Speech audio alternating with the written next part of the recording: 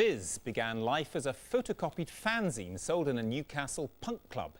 By the late 1980s, each edition was selling more than 1 million copies. Characters like the Fat Slag, Sid the Sexist and Billy the Fish were not exactly mainstream, but they did inspire imitators and comedians like Harry Enfield and Charlie Higson. So is Viz still as funny as it used to be? Can you be iconoclastic for 3 decades?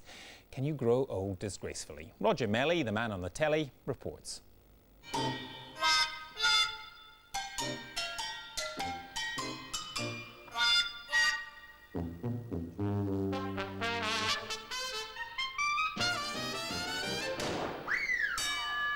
I can't see why Patso can't do this one.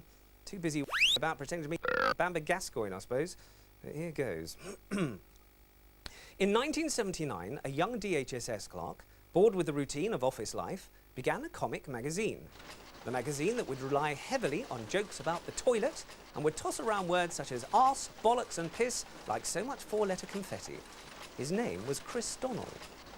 We decided that we would draw some little cartoons, little one-off things and sell them in the pub just for fun, basically.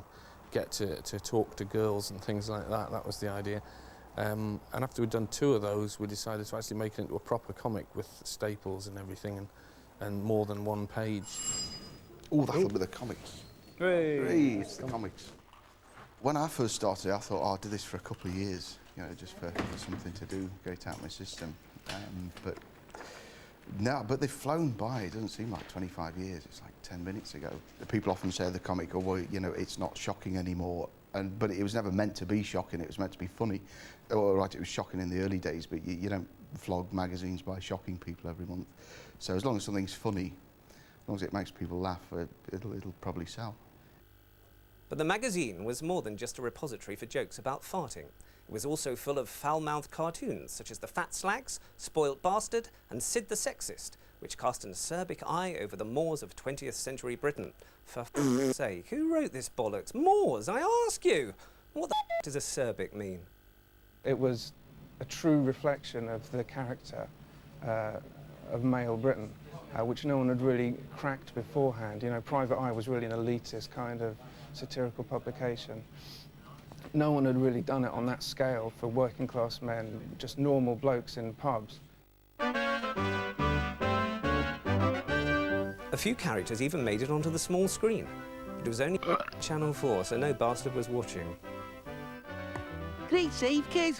What a caper! I hit that one like a bullet. How he stop it? But like Prince Harry, the comic was no stranger to a spot of bother. Highbrow, beardy-weirdy paper The Guardian slated the Fat Slags, accusing Viz of encouraging misogynistic stereotypes. Misogynistic? It's not misogynistic. Who's written this? Some hairy leather, I'll bet. Son, I could fancy one of them bikinis. Guilty on all, well, certainly guilty to the charge of perpetuating misogynist stereotypes. The Fat Slag certainly perpetuates a stereotype, but I mean, it's a real, we weren't basing it on a stereotype. We weren't just saying, oh, here's a stereotype, let's perpetuate it. We were saying, there's a woman fighting at the bus stop over a bloke, let's do a cartoon about her. But one of the biggest rows was with DC Thompson, Dundee-based publishers of The Dandy and The Beano, who got their sporrans in a twist over a few harmless spoofs. The twits! Have they not got anything better to do? In the end, they took us properly to court, and John Brown, our publisher at the time, had to read a letter out in court promising never to do it again. So then we did a cartoon. We weren't allowed to do jokes about DC Thompson characters, and then we did a cartoon about DC Thompson, the miserable Scottish git, which we thought was very clever. But to my surprise and delight, retaliation came in the form of another cartoon, The Jocks versus the Geordies, which was an old dandy strip that they brought back to life with me in it.